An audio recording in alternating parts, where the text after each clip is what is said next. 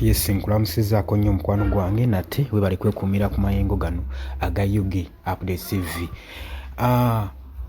Mugisha Muntu former Chief of Defence Force avuddeyo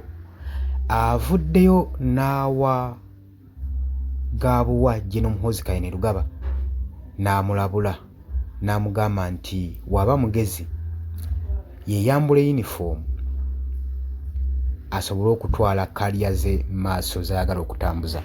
Kaliya ki? Lwaki era mugambi waatyo? Kikyasinziddeko? Ntegeeza nti oli ku UG Update TV kosinza okuba ng'otuuliza era okola kyamaanyi nnyo okwekumira ku mayengo gano.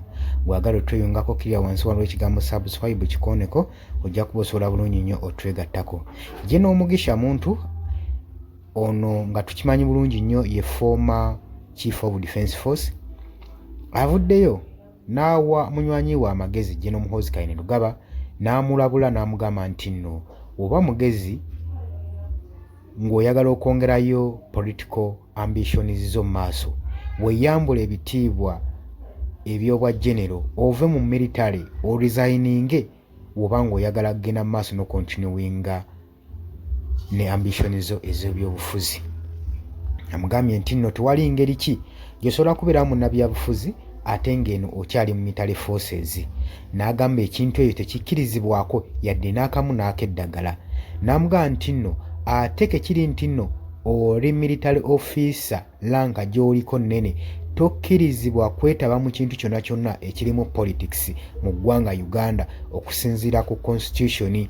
N'amugamba nti kino ekifo nange nali nkibaddemu mmanyi we kibeera, either focusinga ku military careers zo oba resigninga mu magye ofokasinge ku political ambitions zo.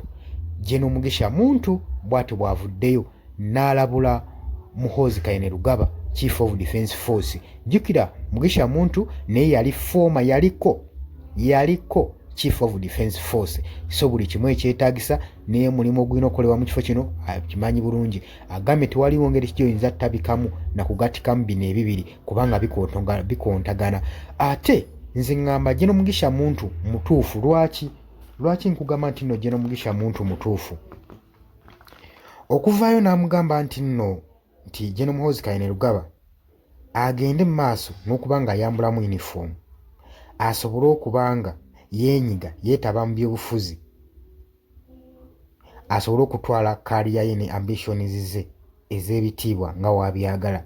Amugambye nti nno kino tekigala kubanga kiyamba ggwanga lyokka nga Uganda, wabula nga naawe omuntu kijja kuba kikuyamba okutumbula kaliya yo okugenda mu maaso. Lwaki nze ndowooza General Mugisha Muntu mutuufu?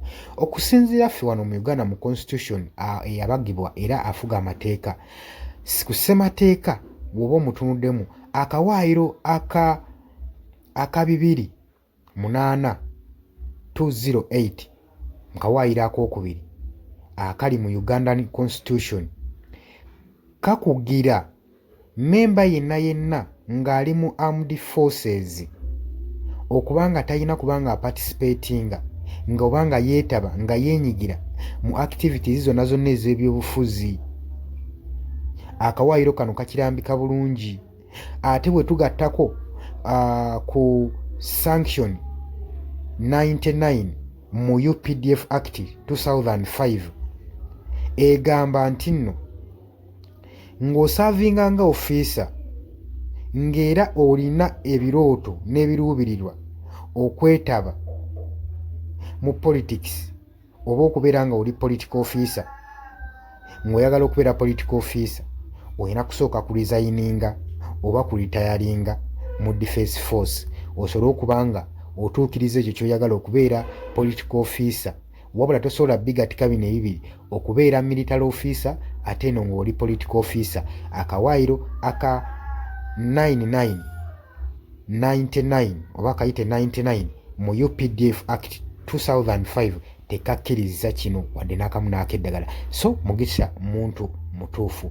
So bino byonna tubitunuulira ng'ebintu eby'okuvoola ssemateeka w'eggwanga Uganda era sinakini Muhoozi Kainerugaba yandibadde yakwatibwako ddala na kwegamba n'abinnyonnyola n'abitebya ab'obuyinza kubanga kino kuba kutyoboola ssemateeka w'eggwanga Uganda gw'omukwano gwa golowooza ki ku nsonga eno kwanirizaako mu comment section bw'agala otweyungako kiriya wansi olw'ekigambo subscribe kikone kojja kuwusula bunnyo twegatta ku mbaagala nnyo mweraba.